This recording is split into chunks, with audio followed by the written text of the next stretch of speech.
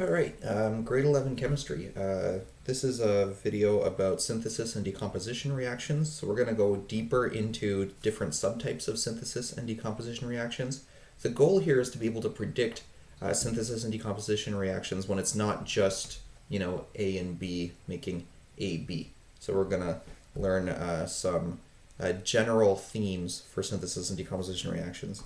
And really today's big theme is water and carbon dioxide. We'll see a lot of water and we'll see a lot of carbon dioxide when we're talking about these.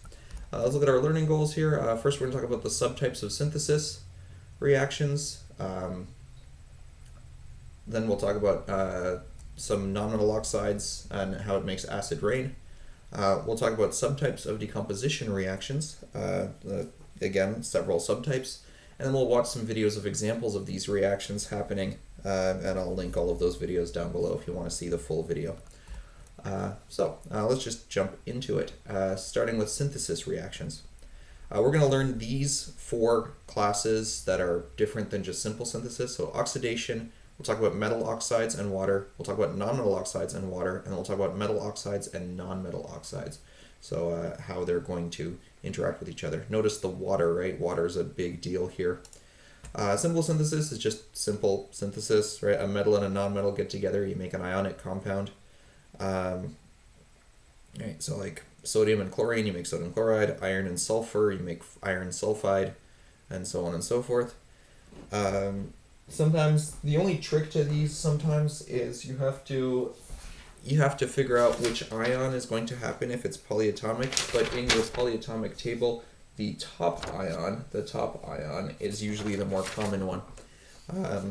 So for example, iron 3 is more common than iron 2, and copper 2 is more common than copper 1, and stuff like that. Oxidation. Oxidation is very much one of these, but the non-metal is oxygen. This happens a lot. Lots and lots and lots of things can combine with oxygen. Oxygen can combine with metals. Oxygen can combine with nonmetals. Oxygen is very good at stealing electrons from things or making bonds. It's also very common. It's 21% of the air and it's very reactive. Now, one thing to note for oxidation reactions is in grade 12, we're going to have a different definition of oxidation. We're going to talk about oxidation in terms of taking electrons away from something because that's what oxygen does. But for now, just think of oxidation as a synthesis that oxygen attaches to something. All right. Now, why do we put oxidation in its own category? Well, number one, we have a lot of oxides to talk about. Number two, historically, oxidation is a very important concept. The periodic table was actually developed by looking at oxidation reactions. You can see that here, right? Group 1 was anything that combines with oxygen in a 2-to-1 ratio. Remember, oxygen makes a 2- charge. Group 2 was just 1-to-1 oxygen and the compound, R2O3 or 4. So yeah, the groups were actually made based on how it combines with oxygen. So carbon was put into group 4 because it combines with oxygen in a CO2, right? Or CH4 if you think about it the other way. So that's the periodic table. Oxidations, it can happen with metals, it can happen with nonmetals. Here's a metal oxidizing, it's just iron rusting to make iron oxide. Here is a non-metal oxidation, it's carbon combining with oxygen to make CO2, right? Just coal burning there. Here's my favorite one though. My favorite one is aluminum. Aluminum oxide is super cool. It makes this stuff, aluminum oxide, and the mineral form is called corundum. That is actually stronger than the aluminum itself. It's so strong it makes a protective layer on top of the aluminum. And because it's already oxidized, the aluminum underneath can't get oxidized. So you might have heard that aluminum doesn't rust. It doesn't after the first layer is made, which is really cool. So it protects the aluminum. In mineral form, this stuff makes sapphire. Sapphire with some impurities is ruby. So they're actually both the same mineral. And we can make it artificially. By artificially combining oxygen and aluminum, we can make these, they're called boules of aluminum oxide, of sapphire glass. And these are actually used in certain applications, like high-end watches will have corundum, will have sapphire glass as their face, because it's so strong that it'll resist pretty much anything. Here's a phone cover that was made with it, and it's very, very, very tough. So yeah, that's kind of cool. An example of a commercial use for an oxidation reaction. Okay, so oxides are super common. Water is super common. You can think of it as hydrogen oxide. So when we combine an oxide with water, we get a different kind of synthesis, and this is actually where a lot of polyatomic ions come from. The first one is metal oxides with water. This one is a very straightforward reaction. When you see a metal oxide, so like sodium is a metal, sodium oxide, there's a metal oxide. When you see a metal oxide combined with water, you know you're going to get a hydroxide. You are absolutely going to get a hydroxide. And a hydroxide has a charge of -1, so combining it with the metal becomes relatively straightforward. You might have seen hydroxides before in grade 10. We say that hydroxides are basic. Hydroxides will typically dissolve in water to make a base, to make a basic solution. So yeah, metal oxides plus water give you a base. Non-metal oxides plus water, it's a little bit more complicated. They'll give you an acid, so at least it's two different things. Metal oxides plus water is a base. Non-metal oxides plus water give you an acid, but the acid that gets formed, because it's a non-metal, will have different acids that get formed, and it's going to become a polyatomic, one of our polyatomic ions. So here's CO2, which is clearly a non-metal oxide because carbon is a non-metal. When we combine it with water, we get this, H2CO3, carbonic acid. You can think of this as H plus and CO3, right? H plus and CO3. So the CO2 kind of became CO3, and then the hydrogens from the water added onto it. These oxyacids are actually named for what polyatomic ion we form. So in this case, this is making carbonate. It makes carbonic acid. And here's a bunch of other ones. Right? Nitrate makes nitric acid. Acetate makes acetic acid. Sulfate makes sulfuric acid. Carbonate makes carbonic acid. We already talked about that. Phosphate makes phosphoric acid. Chlorate makes chloric acid. There's other naming, like here. If it's an 8, it makes an ic. If it's an ite, it makes an us acid. But we're not going to get into that. Just know that 8s make ic acids. And to know how many hydrogens to put on, well, nitrate has a charge of -1. So we just need one hydrogen to balance the -1, right? 1 plus to 1 minus. Acetate, -1, one hydrogen. Sulfate, -2. Sulfate has a charge of -2, so we need 2 hydrogens to match our sulfate. And we get sulfuric acid, H2SO4. Carbonate, charge of 2 minus, so we get carbonic acid. We can find those charges in our table, right? In our polyatomic acid table. One neat thing about this one is CO2 and H2O. That's carbonic acid. That is what you're tasting in soda water or in soda. That sour taste of a soda is carbonic acid that's dissolved in the water. Yeah, I don't know if you've ever tried just pure soda water, but it tastes sour because of the carbonic acid. Yeah, that's oxyacids. So last thing in some types of synthesis reaction, we'll predict it. You have to think about oxides and water. So if it's O2, it's just oxidation. It's simple synthesis if it's anything else, but if there's water present, you have to look to see if it's a metal or a non-metal. If it's a metal oxide, your job's easy. You're going to make a hydroxide. You're going to make a hydroxide. So we're going to go over here and make an example of that. All right, let's pick a metal. Let's do calcium. Calcium oxide plus H2O, right? If you get this as a prediction.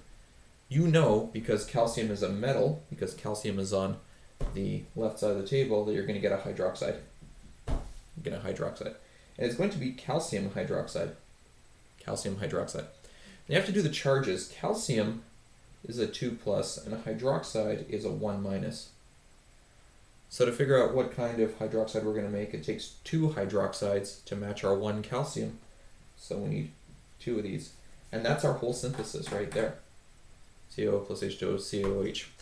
To balance it, well, it's actually already balanced. Calcium oxide, H2O. We have 1 calcium, 2 oxygens, 2 hydrogens. Here we have 1 calcium, 2 oxygens, 2 hydrogens. So that's a metal oxide. For a nonmetal, it'll make an oxyacid with 1 more oxygen. So we need to go to our polyatomic chart for that. Let's try an example of this. Let's say you get CO2 plus H2O, right? And this is the entire prompt. You have to think, okay, because we got an oxide, we got water. I know it's going to make a oxyacid. So what you have to think of is that the way I think of it is that the oxygen attaches to the nonmetal. The oxygen attaches to the nonmetal. We're going to get CO3. Something with a CO3 in it. And then I have to go look at my table. I have to look at my table here, and I'm going to look for CO3 up here in my polyatomic ions. So CO3 is there.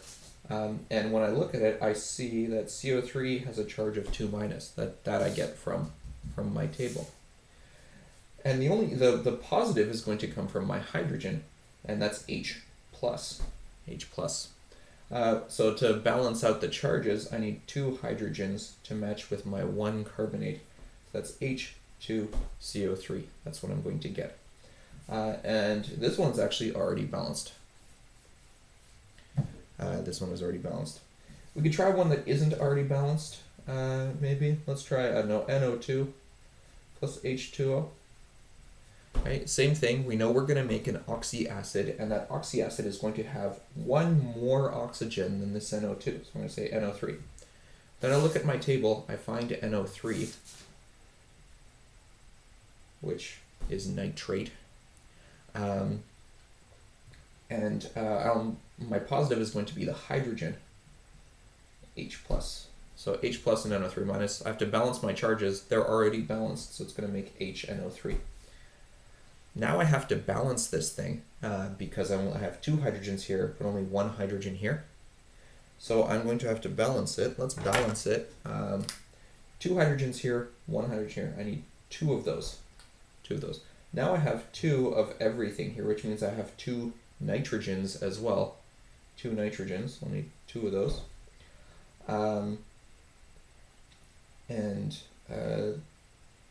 That is not balanced yet, right? Because we have 6 oxygens and we have 5 oxygens on this side.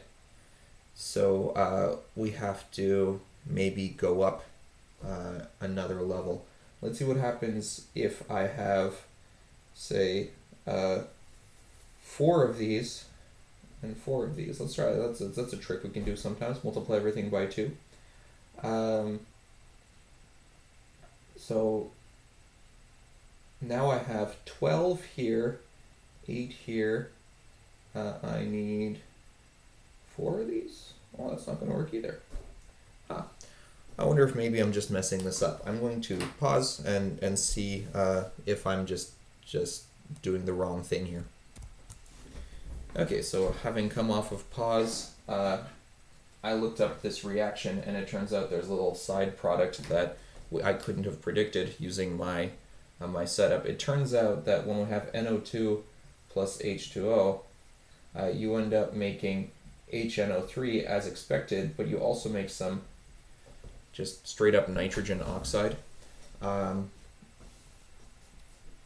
So yeah, I wouldn't expect you guys to predict that one. I'd give you the simple ones like CO2 or SO3 to predict. Sorry about that. Just ignore that piece. I'm gonna put a disclaimer in the video about that piece. Okay, that's our subtypes of synthesis. One last one here is a metal oxide with a non-metal oxide. So if there's no water present, you can get a polyatomic salt. So for example, calcium oxide plus sulfur trioxide, everything's just going to combine into one big thing. You'll end up with calcium sulfate. Or another example is copper oxide, copper 2 oxide specifically, plus CO2, you get copper carbonate. Now that copper carbonate, here's CuO, copper oxide, copper 2 oxide. Here's CuCO3, it's got this beautiful green color. And here in Ottawa, we have that on the Parliament buildings. The green copper roof is actually calcium carbonate. So what happens is this is shiny copper, This is shiny copper. Over time it goes black. You might have seen this on like pennies that you've had for a while. And then as the carbon dioxide in the air reacts with it, it'll go green. So over time the copper goes from shiny to black to green. And that's how a copper roof kind of evolves. These little streaks are just iron, just rust coming off of the iron up there. Yeah, so polyatomic salt. All right, we're getting into decomposition, so I'm going to pause. So decomposition reactions, again, kind of simplistic. Sometimes it does work, like H2O, it'll decompose to H2 plus O2, but we won't cover, it doesn't cover something like this, H2O2, which decomposes to H2O and O2. So like something that's uneven. But there's a very, very simple hint that you can remember, and that's that H2O and CO2 are super common when we have decomposition problems. Super, super, super common products. So yeah, decomposition reactions typically require energy. They won't really happen that often at room temperature. But sometimes they're spontaneous, like hydrogen peroxide will spontaneously decompose to H2O and O2. This is usually spontaneous if the products are common or stable, and two very common and very stable products are H2O and CO2. So really, I can't understate the importance of H2O and CO2 for predicting decomposition reactions. Often there's more than two products, so here's TNT. It goes to N2, nitrogen gas, which is super common, H2O, which is super common, carbon monoxide, pretty common, and just carbon, just straight carbon, which is sometimes kind of common. But yeah, if you make common compounds out of a really weird thing, you're often going to get a spontaneous decomposition reaction. So there's a TNT reaction. You see the black smoke, that's the carbon coming off, just the raw carbon coming off. The explosion part is all the gas that gets made, all of the nitrogen and CO2. So here's the types that we're going to talk about. Look at all the CO2 in the H2O, right? H2 and CO2, CO2, H2O. The one that doesn't make CO2 and H2O is nitrate decomposition. If you have a nitrate, it's going to decompose to a nitrite and O2, just nitrite and oxygen. There's other ones like this too. Chlorates will decompose to chlorides and oxygen and stuff like that. But we're going to talk about those H2O and CO2 things. So if you have bicarbonate, for example, sodium bicarbonate, like baking soda, it'll decompose into H2O and CO2, and it'll leave behind a metal carbonate. Metal carbonate. So sodium bicarbonate decomposes to sodium carbonate. These and H2O and CO2 are left over. If it's a carbonate, now this is more stable, so it needs to get even higher temperature, but that will decompose as well if you get high enough temperature. A carbonate will decompose to metal oxide and carbon dioxide. So again, carbon dioxide, a very common product here. If you have a hydroxide decomposition, you can decompose to a metal oxide and H2O. Remember that we created metal hydroxides by reacting a metal oxide with H2O in a synthesis reaction. So we can actually go backwards and decompose it if we heat it up to a high temperature where it wants to fall apart instead. So these are the types of decompositions. And really just remember H2O and CO2, and these are the ones that might show up on a test. Different ones that I might give you on a test. So it's really more memory work than anything to predict these guys. But yeah, H2O and CO2, super, super common. Yeah. Other decompositions that are very common, sodium, here's sodium azide, which makes a bunch of nitrogen gas. That's airbags. We want to make a lot of gas very quickly in order to blow up the airbag. Hydrazine is a type of rocket fuel. It decomposes to nitrogen and hydrogen. It's used to make a bunch of gas without having to burn anything, right? You don't need to bring any oxygen with you. You're just making a bunch of gas. And it's used for like spacecraft that need to just a little bit of air, just a little, those like control schemes. And here's ammonium perchlorate, which just loves to fall apart. Hey, look, H2O, right? Nice to make H2O, and lots of gas. That decomposition is what drives the solid rocket motors that you see on certain rockets. It's a very common solid rocket motor fuel. Yeah, that's all that. We're gonna get into some example videos for these different things. Hey Canada, taco. So our last piece is some example videos. So some example videos are the last thing we're going to do. Let's start with an oxidation reaction. This is sulfur and oxygen to make sulfur dioxide. This flask is full of oxygen. That's the sulfur. Sulfur is a yellow solid and it burns with a blue flame. It's super cool. So it's making now sulfur dioxide. With that cool blue flame.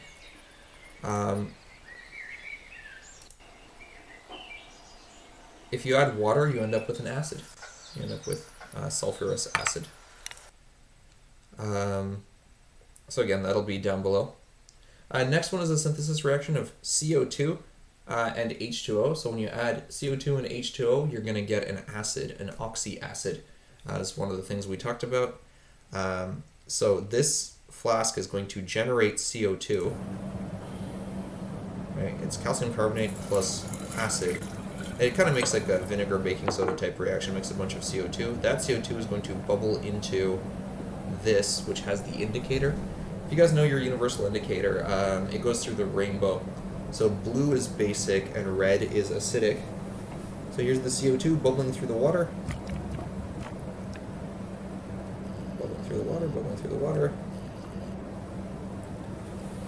And over time, that blue is going to go kind of green.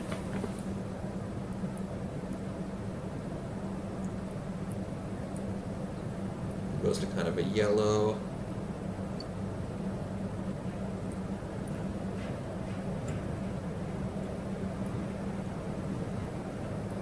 Ends up kind of orange. So that's CO2 plus H2O. It makes an acid, carbonic acid. This is actually a big environmental issue because the more CO2 we have, the more acid we're forming in all of our water. So all of our water, even the oceans, is slowly getting more acidic. And it's causing issues for things that make their shells out of carbonates and stuff like that. There was also a big environmental issue with this in like the 90s with acid rain that was created by sulfur compounds, and there was laws passed to clean up sulfur emissions, and now there's really strict sulfur emissions guidelines, and we basically eliminated acid rain. It's actually environmental policy that actually did something, which is kind of nice. So those are two synthesis reactions, carbon dioxide and sulfur and oxygen. Here's a decomposition of baking soda.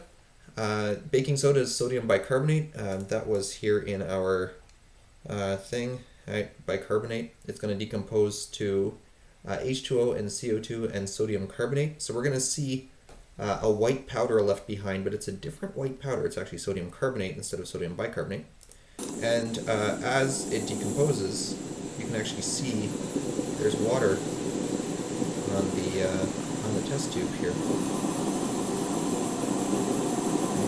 Water on this test tube right there. This happens at about 50 degrees Celsius. Notice that we have a lot of moisture forming on the inside. That is water vapor that is condensing on the sides of the test tube as the baking soda decomposes. Of the powder. This is what happens when we bake. When we bake with baking soda, right, it makes things rise by decomposing and releasing a bunch of CO2. And that's what makes the bubbles. Those are CO2 bubbles from the baking soda that was in your pancake or whatever you're making. I'm sure you guys have pancakes and stuff before they start bubbling. That's the bicarbonate decomposing. can tell that it made some gas, and you can tell that it made some water. There's the water that's gathering in. As we look up here at the top, I don't know if... Which is pretty cool. Yeah, so that's that one. Here's the copper carbonate. So carbonates will decompose to pure carbonates will decompose to oxides and then CO2. And I talked about how this is copper oxide, it's black, and copper carbonate is green. So if we add a bunch of heat, we'll actually make this reaction go the other way. The copper carbonate will decompose to copper oxide and carbon dioxide. So we'll be able to see that green in copper carbonate video, decomposes around 200 degrees Celsius. The carbon dioxide gas produced in this reaction is evolved rapidly. It's turning into copper oxide. In fact, 5 grams of the solid produces about 1 liter of gas at room temperature. Coming off of it. This rapid evolution of the gas gives rise to the common misconception that a boiling black liquid is formed. So it's not burning. This is not the case. In this reaction, no liquid is formed, and the appearance of boiling arises from the fine particles of black copper 2 oxide product being violently agitated by the rapid evolution of hot carbon dioxide gas. There it is, right? Copper oxides. The solid copper 2 oxide settles in the bottom of the tube when all of the carbon dioxide has... and then the last one here is hydrogen peroxide, which is going to decompose into oxygen and water. So remember, H2O is a very common decomposition product. Leftover is just water. So they're going to decompose this with a catalyst. The catalyst is manganese dioxide or something like that. That's going to drive off the oxygen. Oxygen comes out. And the test for oxygen is to see if something will burn better in the oxygen. So see how it burns brighter. That tells you that there's oxygen in there.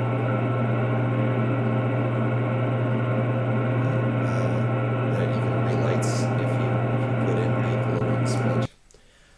So yeah, that's everything. That's all of our goals. So just a lot of memory work here. I'd especially focus on these 2 pages. There's this page with the nitrate, the types of decomposition for decomposition reactions, and then there's this page called predicting synthesis. And that's it for synthesis and decomposition reactions, and I'll see you guys in class. Thanks.